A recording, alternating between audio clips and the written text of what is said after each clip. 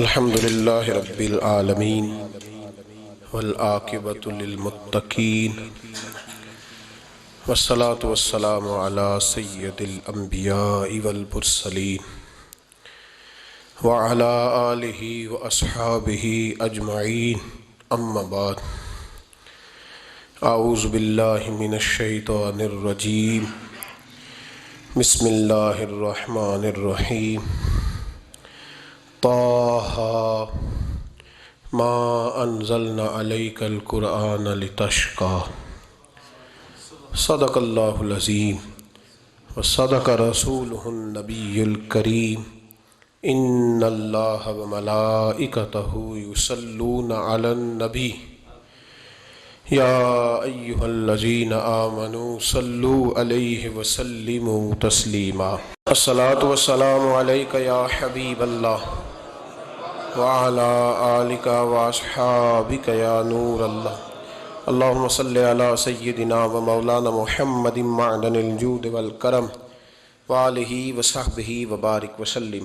تمام تعریفیں حمد و ثنا اللہ تعالیٰ جل مجدہ الکریم کے لیے، ہر قسم کے درود و سلام نبی رحمت سید عالم صلی اللہ علیہ وسلم کی ذات والا صفات کے لیے حمد و صلات کے بعد، انسان کے پاس جو سب سے بڑی دولت ہوتی ہے وہ ہدایت کی دولت ہوتی ہے۔ اس کے پاس جو سب سے بڑا خزانہ ہوتا ہے وہ تقوی کا، پرہیزگاری کا اور اللہ کے خوف کا خزانہ ہوتا ہے۔ جو لوگ ہدایت سے، تقوی سے، پرہیزگاری سے دور ہٹ جاتے ہیں، ان کے پاس ذاتی گوشت پوشت تو باقی رہ جاتا ہے، لیکن روح کا سکون، قلب کا قرار، یہ چیزیں ان سے رخصت ہو جاتی ہیں۔ یہ جو لوگ شکایت کرتے ہیں کہ سارا کچھ ہونے کے باوجود میں پریشان رہتا ہوں، تو اس کا پس منظر یہی ہوتا ہے کہ ان لوگوں کی روحانی زندگی بے آباد ہو جاتی ہے، وہ پریشان ہو جاتے ہیں۔ جن لوگوں کی عادات خراب ہوتی ہیں نا، ان لوگوں کے سارے رشتے کمزور ہو جاتے ہیں، بلکہ ڈھیروں رشتے ٹوٹ جاتے ہیں۔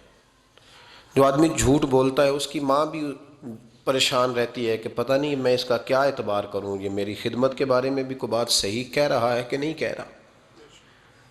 اس کی بیوی ساری زندگی عدم اعتماد کا شکار رہتی ہے کہ یہ جھوٹ بولتا ہے، یہ ڈینگے مارتا ہے، یہ غلط آدمی۔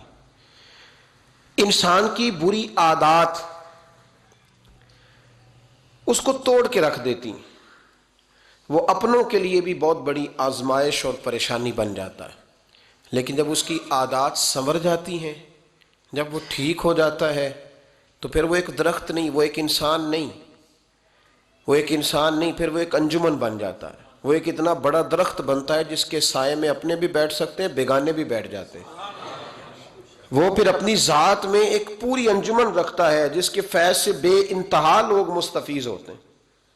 کئی اور بھی آ کے اپنے نہیں ہوتے، پر وہاں تھوڑی دیر چھاؤں میں بھی بیٹھتے ہیں، انہیں پھل کھانے کا موقع بھی ملتا ہے، اور اگر کبھی مانگ لیں تو درخت ان کی جھولی بھر بھی دیتا ہے۔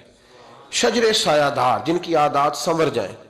اللہ تبارک و تعالیٰ نے جتنے انبیاء کرام علیہم السلام دنیا میں مبعوث فرمائے، وہ سارے لوگوں کو ہدایت کا رستہ دکھانے آئے تھے، عادات سنوارنے آئے تھے۔ ان کا مشن یہ تھا کہ تمہارے اندر جو کمزوریاں ہیں، جو قباحتیں ہیں، تم نے خود اپنے لیے جو بہت ساری چیزیں جمع کر لی ہیں، انہیں چھوڑ دو، بچ جاؤ گے۔ پھر اللہ تبارک و تعالیٰ نے فضل فرمایا، اور جب سلسلہ نبوت کو ختم کیا تو امام الانبیاء کو مبعوث فرمایا۔ رسول پاک علیہ السلام ہدایت کا عالمی منشور لے کے دنیا میں آئے، اور پوری دل جمی کے ساتھ، دل سوزی کے ساتھ، ہمت کے ساتھ، تگ و دو کے ساتھ، اور پوری منصوبہ بندی کے ساتھ میرے نبی کریم نے اس پیغام کو پہنچایا۔ ایک تو ہے دل جمی، دل سوزی، ہمت، جد و جہد کے ساتھ دین پھیلانا، اور اس کے ساتھ ایسا نہیں کہ بے معاذ اللہ بے ہنگم جد و جہد۔ نبی پاک نے منصوبہ بندی والی جد و جہد کی، ایک ترتیب کے ساتھ جد و جہد کی، اور وہ جو پیغام محبت حضور لے کے آئے تھے، اس کے لیے نبی پاک نے کوشش کی۔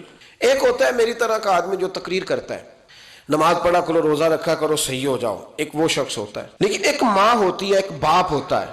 کسی نے باہر سے آ کے ابا کو بتا دیا کہ آج میں نے تیرا بیٹا دیکھا ہے، وہ کالج کے باہر سگریٹ پی رہا تھا۔ اب ابا صرف تبلیغ نہیں کرتا، اماں صرف تبلیغ کر کے نعرے لگوا کے چپ نہیں کرتی، بلکہ وہ سمجھاتی بھی ہے، اور رات کو مصلے پہ بیٹھ کے روتی بھی ہے۔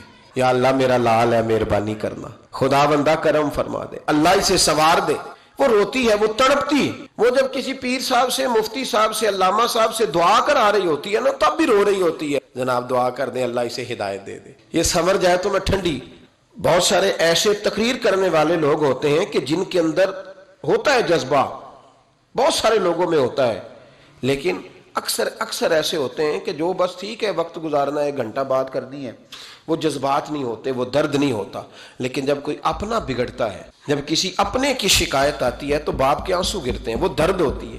میرے رسول کریم نبی رحمت، آقا دو عالم، محبوب دو عالم علیہ السلام، تبلیغ کا انداز یہ تھا کہ دن کو تبلیغ کرتے تھے امت کی ہدایت کے لیے، اور رات کو مصلی پہ بیٹھ کے رو کے امت کی ہدایت کے لیے دعا مانگا کرتے تھے۔ حضور دعائیں بھی مانگتے، تڑپ، یہ جو 7 دعا شامل ہوتی ہے نا، یہ اخلاص کا پتہ دیتی، یہ کہتی ہے کہ نہیں یہ جو مشن ہے نا اس میں کچھ حسن ہے، اس میں کچھ وقار ہے۔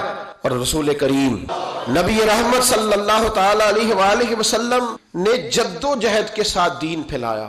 اللہ کریم جب حضور کی بڑی جد و جہد کو ملاحظہ فرمایا تو رب کریم نے فرمایا طٰہٰ ما انزلنا علیک القرآن لتشقی، محبوب آپ پر اس لیے قرآن تو نازل نہیں کیا تھا کہ آپ مشقت میں پڑ جائیں۔ مشقت کے لفظ کو سمجھتے ہیں؟ ایک قید ہوتی ہے، ایک قید با مشقت ہوتی، قید، یہ مشقت بڑا مشکل لفظ ہے۔ مشقت مطلب ہم تو پڑھ جاتے ہیں نا قرآن پاک لیکن سمجھتے نہیں، لفظ مشقت یعنی قیدی کے پیروں میں اور ہاتھوں میں زنجیریں اور بیڑیاں بھی ہوتی ہیں اور چکی بھی پیسنی ہوتی ہے، وہ قید مشکل ہوتی ہے۔ ایک ہوتا ہے کام کرنا، ایک ہوتا ہے مشقت والا کام کرنا، جد و جہد والا کام کرنا، شرابور ہونا پسینے میں۔ رسول پاک نے 20 منٹ 25 منٹ اے سی والے کمرے میں بیٹھ کے اور پجاروں میں آ کے اور جناب نعرے لگوا کے اور ہٹو بچوں کی داستانیں کر کے دین کی تبلیغ نہیں کی، بلکہ رسول پاک علیہ السلام نے دین کے لیے مشقت فرمائی ہے، دین کے لیے مشقت لتشقی، محبوب آپ تو مشقت میں پڑ گئے، جد و جہد کی۔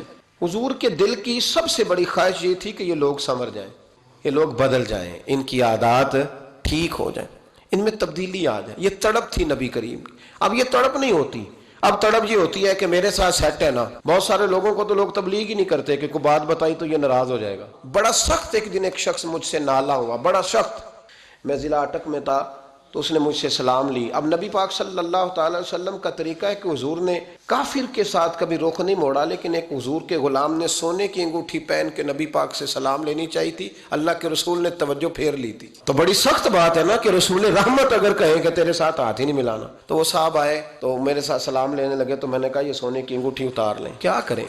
مطلب یہ کہ آپ کمزور ہیں، آپ کس حد تک بات کر سکتے ہیں؟ لوگوں کی اپنی بات قبول کرنے کا بھی اپنا اپنا زاویہ ہے کہ یہ میرے مطلب کیا تو یہ قبول ہے، تو یہ میری طبیعت نازاں پہ، میرے مزاج گرامی پہ گراں گزری ہے، تو لہذا میں اس لفظ کو قبول نہیں کرتے۔ بس میں نے کہا میاں اتار لو۔ کہنے لگا جناب آپ تو بس سخت باتیں کر دیتے ہیں، میرے پیر صاحب نے تو مجھے نہیں کبھی منع کیا کہ نہ پہن۔